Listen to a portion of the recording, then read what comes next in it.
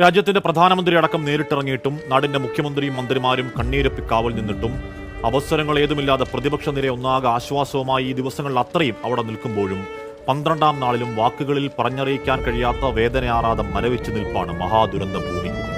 രക്ഷാപ്രവർത്തനം എന്ന വാക്കിനി അപ്രസക്തമാണ്. മണ്ണാഴങ്ങളിൽ, സൂചിപ്പാറയ്ക്ക് താഴെ, ചാലിയാർ പുഴയോരത്ത് ഏതവസ്ഥയിൽ എത്ര ശരീരങ്ങളാണ് എന്ന് പോലും തിട്ടമില്ലാത്ത അവസ്ഥ ആക്കാവതാണോ?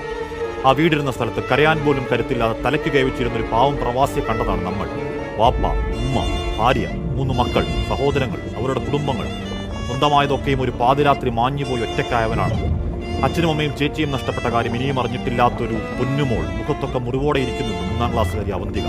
അസംഖ്യം അനാഥത്വങ്ങൾ, മേപ്പാടി പള്ളിക്കാട്ടിൽ എണ്ണിത്തട്ടപ്പെടുത്താനാവാത്ത പോലെ കബറുകൾ, ഇനിയും തീരാത്ത ഉദകക്രിയകൾ, ആ പുത്തുമലയിലെ ആരെന്നറിയാത്ത അനാഥ കുഴിമാടങ്ങൾ, കളിപ്പാവകൾക്കൊപ്പം ആ ചെളിക്കുണ്ടിൽ പൂണ്ടുമുതഞ്ഞു കിടന്നതും പാൽമണം മാറാത്ത, ഓമനത്തം മാറാത്ത എത്രയെത്ര കുരുന്നു കുഞ്ഞുങ്ങളുടെ അനക്കമറ്റ ശരീരങ്ങളാണ്. പ്രിയപ്പെട്ടവർ നഷ്ടപ്പെട്ട വേദനയ്ക്ക് പരിഹാരമില്ലെങ്കിലും അനാഥമാക്കപ്പെട്ട ആ നാട് മറ്റൊരു കാര്യത്തിൽ കഷ്ടപ്പെടാതിരിക്കാൻ രാഷ്ട്രീയ ഭേദമില്ലാതെ, അവസരങ്ങളില്ലാതെ ഇനിയുള്ള കാലത്തോളം ചേർത്ത് പിടിക്കാൻ നമ്മൾ കടപ്പെട്ടവരാണ്.